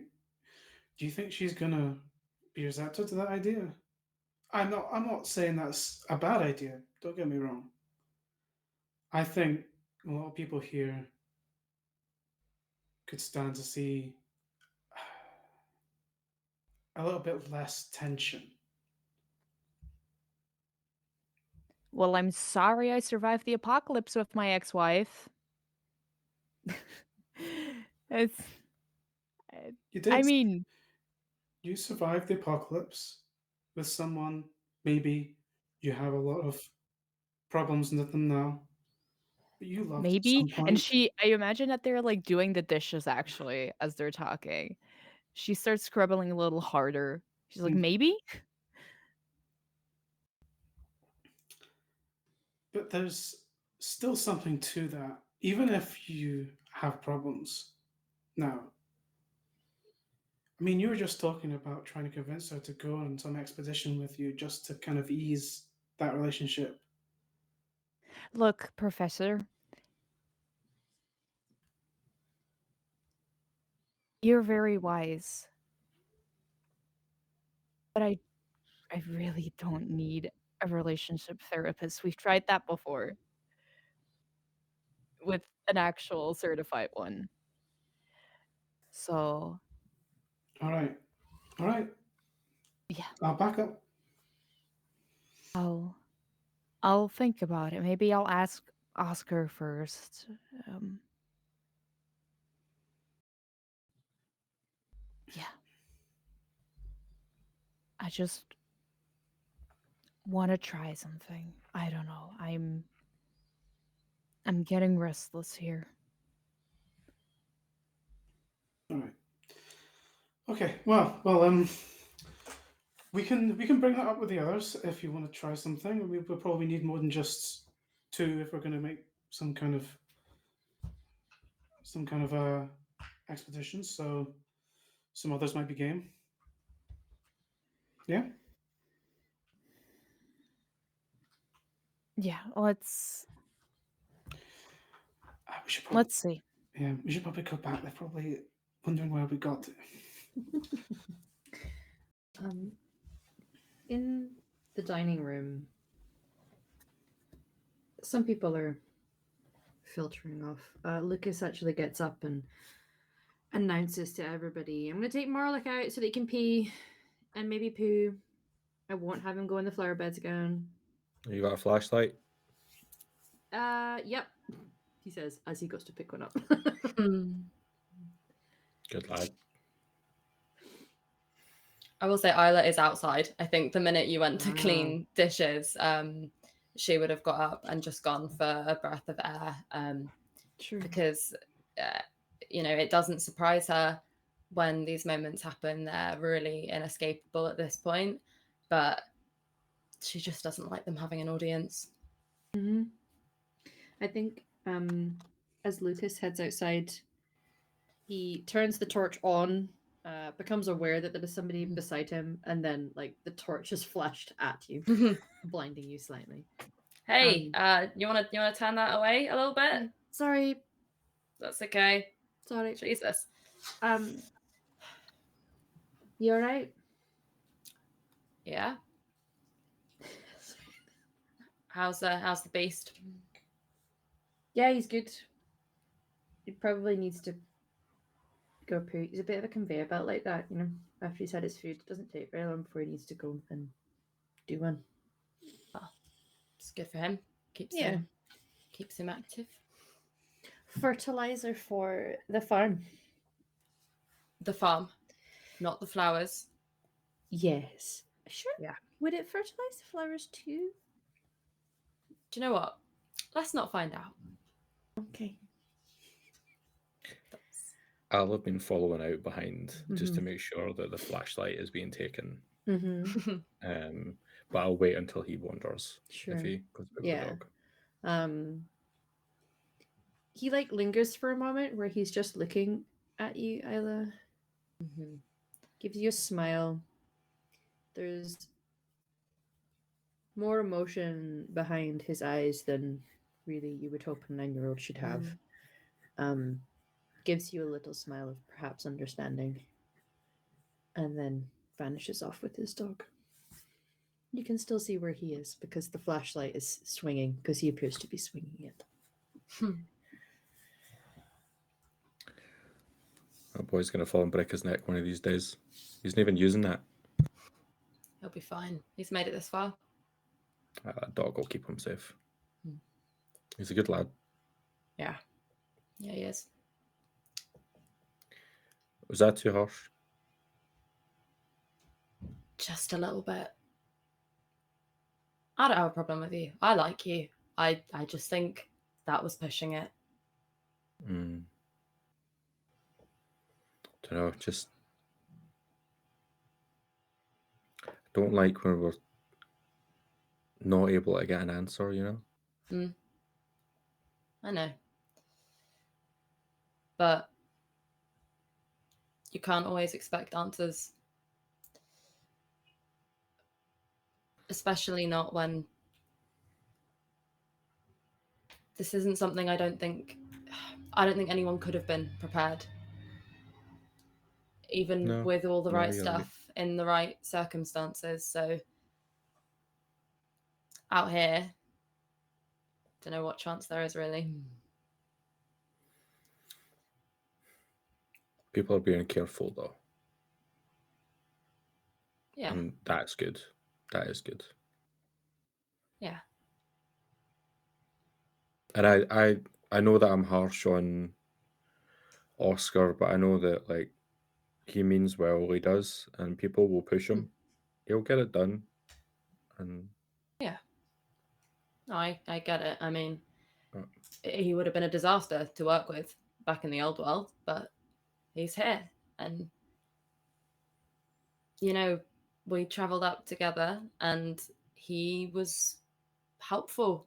You know, he saved my life on more than one occasion in different ways. And I think you can afford to be a little less hard on him. I need to be tough to be kind sometimes, though, Isla. Yeah, I know that. You don't need to tell me that. Well, we're on the same page there, but I'll try to ease off a wee bit. But I don't really want to give up a tea cake if I can help it. So I hope he doesn't get up, you know. Of course. Can we still see him wandering out? Yes. He seems to have paused. And the torch is like pointed in one direction for a little bit, and then you become aware that you're getting an interesting silhouetted show of a dog taking a shit. Well, Lovely. it's good to see that his constitution's holding. So a raw meat diet's not great for a dog. Yeah. Somehow I don't think anything's going to shake that thing. Might outlive us all. Here's hope. Is he going to pick up? He's not picking it up. Great. Hey, Lucas, remember what we talked about? Yeah? Yep. Good boy. It's still warm though. It'd be worse picking up if it were cold. Oh. Get it in the compost. Yeah. He will go and find himself a little trowel to scoop it and put it somewhere it should be. Need to be hard to be kind sometimes. Sometimes. I'm going to go back in. It's cold. All right. I'll see you in a second. And I'll stay out there for a little bit longer. And also just keep an eye on Lucas, make sure that he's okay. Lily's going to come into the kitchen just before our dishwashers are finished their duties and place a gentle hand just on your back, really, with a smile. Good to see you helping out. Is that what I was doing? On a couple of accounts, I think, yes. I don't know. Maybe I should have been teaching classes on navigating relationships instead of viruses. Maybe people would have paid attention more. Or maybe I would have had an empty lecture room at the theatre actually thinking about it. Well, I'm not sure how many people would pay to be at university to learn that. Maybe more people should. We might see our divorce rates go down. Was that the last bottle of that gin? We wouldn't have had your papers published. But who's read them? I mean, other than you. Well, I've said before that I would have loved to have read them. I mean, maybe that's something. Is it vain to hope that maybe I could find one out there one day? I mean, talking about who's read them, I definitely haven't. So I don't know. I don't know if maybe someone's real. someone's printed one and it's in a drawer somewhere. Some poor beleaguered PhD student desperately trying to understand what it says. Mm. And maybe one day I could find it, but it would look. I mean, it would look nice on the shelf. They would find a good place there. You certainly have enough options that your chances are higher than some of us for that happening. Yeah. Yeah, there's a few. Do either of you want a drink? What have you got that's not gin? Was it that bad? Oh no, it's good. I just think I had too much. Oh. Well, I know there's some whiskey around. I'm pretty sure there's an old. I think it's vodka. The label's Russian. I do not speak Russian. We could open it and see. Why not? You joining us, Caitlin? I'll smell it first, and I'll determine if it's best to be drunk or use the sterilizing liquid. Multi-purpose. Sure, yeah. That would be nice, actually. There's some gin if you'd prefer. I think Ruri makes like a kind of jokey face, like Caitlin, when she says that. I would love to try yours. Yes. Thank you. Suit yourself. It's lovely. Yeah. You need to get as good at lying as you are at science, and she'll place the bottle of vodka in your hands so that you can go and inspect it, and she'll go and find some gin. He takes some and says, honestly, I'd rather be bad at lying than good at it. And he takes some. So. Something I can wholeheartedly agree to. It's better that people are honest. I'll drink to that. So, you are given it passable. It's homemade gin, but there's berries in it. You can cut it with whatever you would like. The mysterious bottle, does appear to be vodka, and because the label is Russian, it's probably fairly decent. Wandering back in, I will go looking for Noah if they're around. Yeah, I would say they're probably in the living room area, sat on a sofa, just kind of excused themselves while people started to disperse. They will spot you though and give you a smile. Can I interrupt? Do you need some space? I don't mind. Just thought I'd ask. No, it's okay. Take a seat. Stew was good. Yeah, Keeps you warm. it does. I only had 3 of them this morning, which seems like fewer than usual. Can you say how much you actually hear normally? What would you say is usual? Maybe about 5 or 6.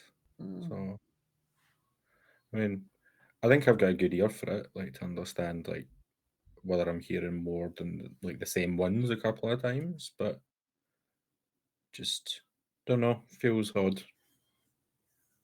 Like it's important that they're around, you know. Yeah. It's a good sign for how nature's doing. And you'd think with less of us about now that they'd maybe be handling it a bit better, but maybe we weren't to blame. Or maybe it's just been a rough winter. That's awfully true. But it's spring now. I mean, it felt like it for about 5 minutes. Aye. May just be a false spring. Which is not good for the flowers. No. They'll be up and then they'll die, and then that's it. The snowdrops will survive, though. They survive anything. Ellen loved a snowdrop. Do you ever hear the story about the snowdrop and the snow? He has, but he's not going to say that. Oh.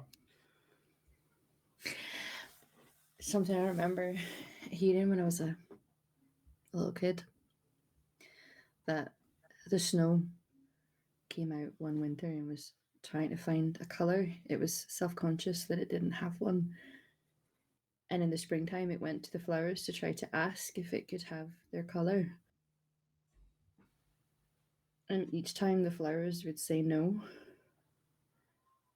And it made Snow very sad. And then the snowdrop came and said, I don't really have much colour, but you're welcome to have mine. And that's why the snow always lets the snowdrops through, and they're the only ones that survive it. Someone could probably tell that story better than I did, but I like it. It's a nice metaphor though for just a wee bit of kindness in hard situations, right? Yeah. And like working together. Yeah. How are you doing? You don't seem yourself. I'm okay. Let's try that again.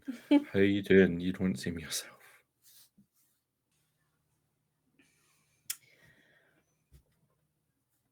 Had a tough couple of days. I think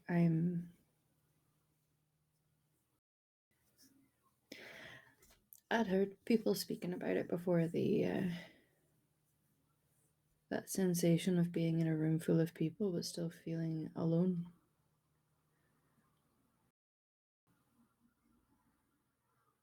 Like, it's been great getting to know everyone here and feeling like we're helping each other through all of the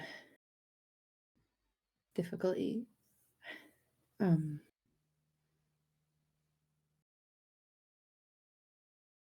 And maybe, I don't know if it would have been easier to not know what had happened to my family and my friends. Because at least then there's still that little glimmer of hope that they'd be okay. And that there'd be someone out there waiting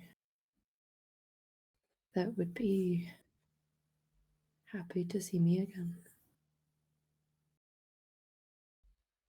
Well, if it's any comfort to you, Noah, I'm happy to see you. And they'll smile. You're about the only one here that actually makes me smile, other than that wee boy. And the dog, of course. Dogs make everyone smile. They do indeed. That's But just know you're no alone, as much as you might feel like it sometimes, that everybody here, even including the arseholes, will look out for you when you really need it.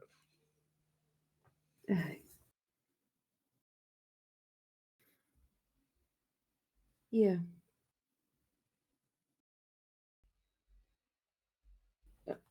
Do you ever think about the people in your life that have passed and that maybe whatever state they're in or wherever they are be a lot nicer than where we are right now?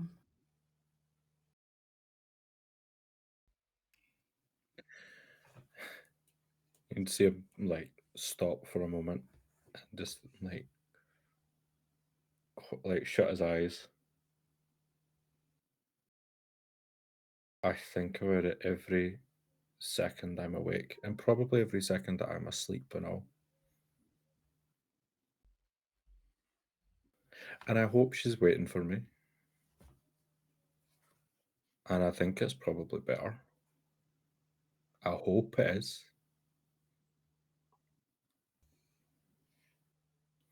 But if that's the case, why the fuck is she there and no here? We're meant to go together. Yeah. He'll look up and just be like, I know you're fucking watching, and I know you're laughing. It'll no be long.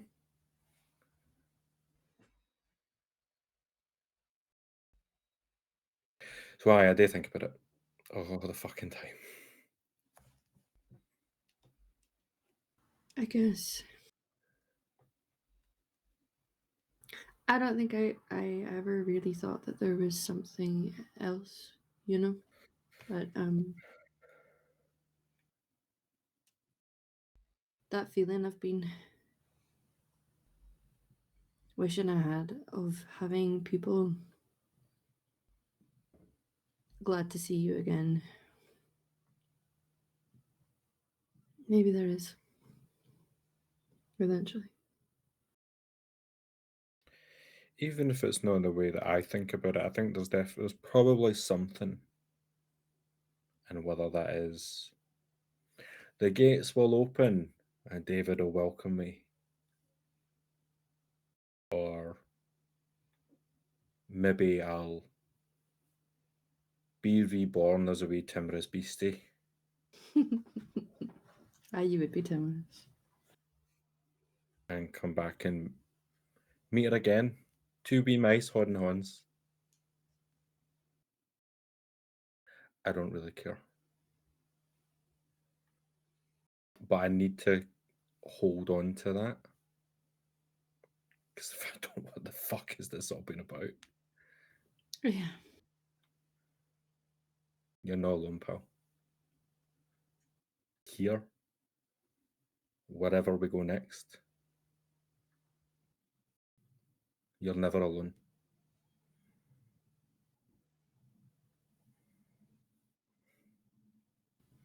I'm real glad I found this farm. It's a good place. Yeah. And you're a good person, Malcolm. No, I'm not. Don't. Well, That's not true. you are to me.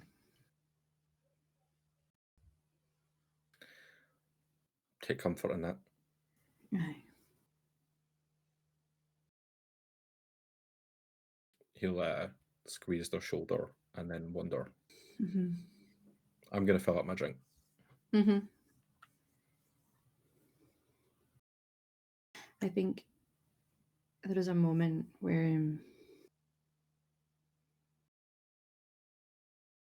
you're busy processing the food that you've eaten, and there's something about a hearty stew that sits heavy in a comforting way. It warms you, it makes you sleepy. And maybe the various spirits people are consuming helps with that as well. And it's not just food being processed, there are heavy conversations that have been had. And it's in a moment of contemplation for each of you that is cut through like a knife, where you hear a voice outside. Isla! Isla! And there's a tone to it that's not just calling to get attention. You can hear a tremble of terror in Lucas's voice outside. And you start to hear Morlich barking. Isla is immediately running, beelining to him. He is stood in between some of the beds of crops that are growing. Torch in hand, was still out with Morlich, who, like a lot of beasts do, want to sniff every single flower before they come inside, because what if something new has happened?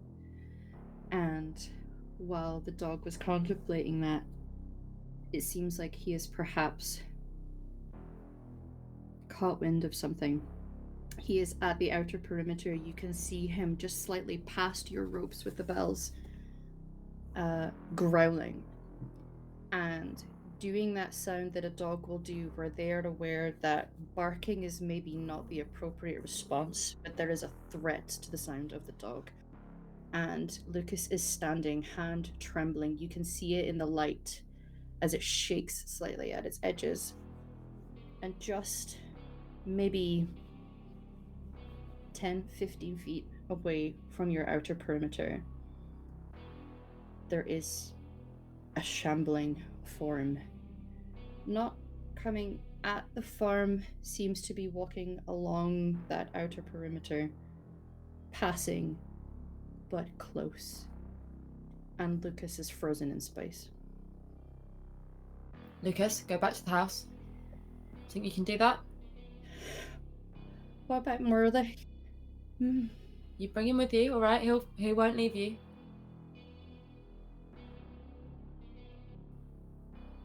Takes him a minute. You got this.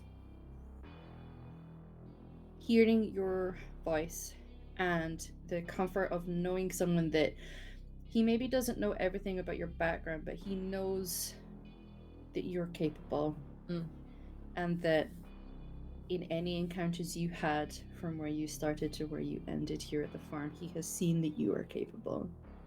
And so there is a comfort to be had. The tremble is still there, but he will call out quietly but with an insistent voice to Morlich, who reluctantly will start to back off, is not taking his eyes off of the form. However, Lucas starts to take his own steps back, stumbles slightly, and you see the light sort of swing. He doesn't want to take the light away from this thing, because if he can't see it, then he doesn't know where it is. I'm gonna shout Oscar's name to the house. I'm shouting to call more attention. But I'm not moving. I'm eyes fixed on the figure. Yeah. What would each of you do? The initial call of Isla's voice with the tremble, you can hear that there's talking now. And Isla calls for Oscar. Oscar's going to be out there very quickly. He also heard the sound of his nephew's voice. He is going to go and very quickly scoop him around the waist and lift him so that he is carrying him. Lucas still doesn't want to move the torch, however. What do each of you do? I think we hear the three of us sitting and having a drink inside. We all maybe less will hear the cry for Isla and more hear the falling of heavy footsteps running outside of the door as Isla runs off, and turn around and say, "Did you just hear that as well?" And she'll like stand up from her chair. That boy's out there. and I'm gonna by the door. There's a long stick upon which there is like one half of a pair of garden shears that have been tied on, and I'll just grab that and head out. I think Rory will see that Malcolm seems like he knows what he's doing, and will just go with him to where he's going. I think kind of with trying to find out what's happening. Just Yeah. As people start to emerge, grabbing for some of you what you can, Oscar is going to pry the torch out of Lucas's hand, toss it onto the ground, and as soon as there is enough of a break that freeze reaction that Lucas has had falters a little, and he turns slightly and will just cling onto Oscar, and he is sobbing. Oscar is going to try to take him inside. The torchlight now is only really illuminating the lower ground, but those of you who are outside now can see the movement of legs in what is surely an unnatural way. I'm going to pick the torch up and shine just to confirm what it is. Rory takes his out and shines it in the same direction. Is it just the one of them? Yeah. From what you're able to see, there is just the one.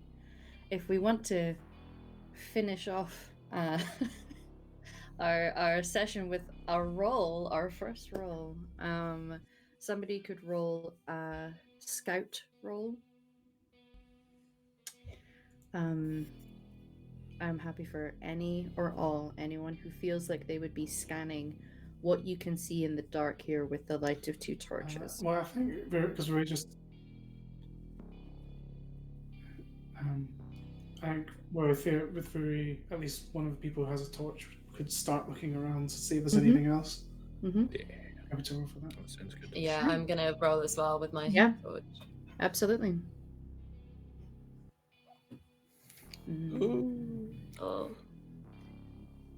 Okay. So, Isla, I think the priority in the moment, and that sudden call to action, is that your focus is on the threat that you know is there. Yeah. And so keeping your eyes on this one to see the direction that it is going in, and assessing some kind of situation with it, you're not necessarily paying attention to the others. I think it's gonna be Rudy, with your own torch. As you start to scan, it was a clear night, and when the cold comes on a night where we've had an anticyclone, sometimes you get that dew point rises and it gets a little misty at the ground level. And you can see it is a fair distance away. One other, very much going in the other direction, appears to be walking away. So they are not sharing a direction or sharing a purpose. And the one that is here, and certainly Caitlin, you can see a little closer to the building. It is walking in parallel to your perimeter. There is a natural tree line that sort of encompasses where you are as well. And so although it does not appear to be getting closer, it's close enough where you may want to deal with the situation. But it does not appear that this is a heightened threat where there is multiple.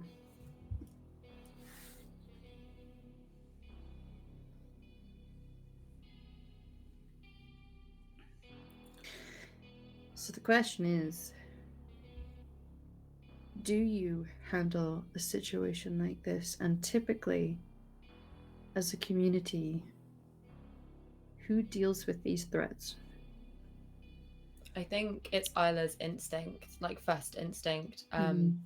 to take the pistol that is just always at her hip since the outbreak started, since she got her hands on it, like to the point that I don't think anybody ever really registers that she's always armed, because it's just sort of a part of her. And her instinct is to take it out and train it on the figure. But because she's aware that there are other people here, and you know, she is sensitive to different people's level of comfort with this kind of danger, before she will look back and kind of check in with everybody, and you know, it's trying to make sure that Lucas isn't around to see or hear. Is there any verbal or non-verbal communication the three of you would give to Isla? I really would just, I would mention there's another one further out. I don't know if you can see it. It's walking away. Maybe we want to wait until it's further, and then. Yeah. They move slow, so. And I'll keep the gun trained on the one nearer, and if it moves any further away, I'm sort of very slowly, carefully, like keeping pace with it. It's a fun question to ask. Oh, has Isla taken some down before, some walkers? I think so. I think particularly on the journey to Rhynie, to getting here, I think that was kind of her role. And I think getting out of the city, that first sort of rush, yeah, that was something that that she had to deal with. And obviously it's a lot less and few and far between, but I imagine that when there are sightings near the farm now, that is a job that she takes on herself. Yeah. All right. I think then Caitlin will be waiting more in the back. Also making sure that Lucas gets like inside as well, but she's not gonna get any closer or something like that. And since Rory said that there was a second one, that's also been said. Malcolm's not getting involved in trying to deal with this. That's not his forte at all. He trusts that Isla will handle this as long as other people have got their eyes trained on what's going on. Okay. So, given some time and making sure that there's a distance for whatever else might be out there, especially something that might hear the gunshot, you train your gun on this creature. And I won't make you roll for this because this is something you are highly trained at. Yeah. And given time, without the stress level, without it being high octane, you're able to take this thing out. Yeah. She lets out a big breath once it kind of crumples. Lowers the gun. Shall I can get rid of it, move it, make sure no one else has to see it. Unless anyone wanted to take anything to study. And I'm purposefully not looking at Caitlin.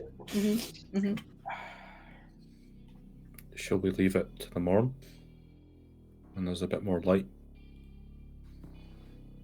Probably. Yeah. I just don't want Lucas taking the dog out and, you know. I think I've got a bet to win. I'll take on bird watching.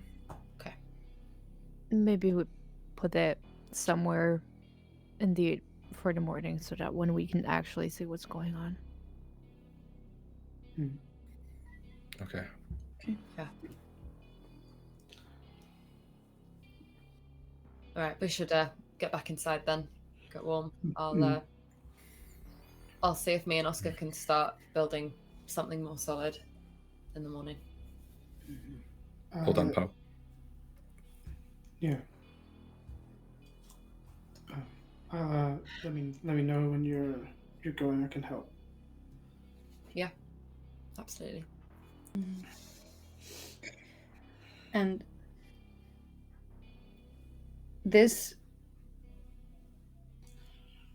is a disquieting way to end what had been a relatively peaceful day. A stark reminder that a conversation that may have felt casual, about defenses and the jokes about long pointy sticks, feels like a necessary thing. A reminder that your only defense is some string. It's ropes with bells on. And the horrors of how close they come, how easy it is for them to be pervasive in your life. A threat that, even on a sleepy little farm on the side of a hill, is still very present.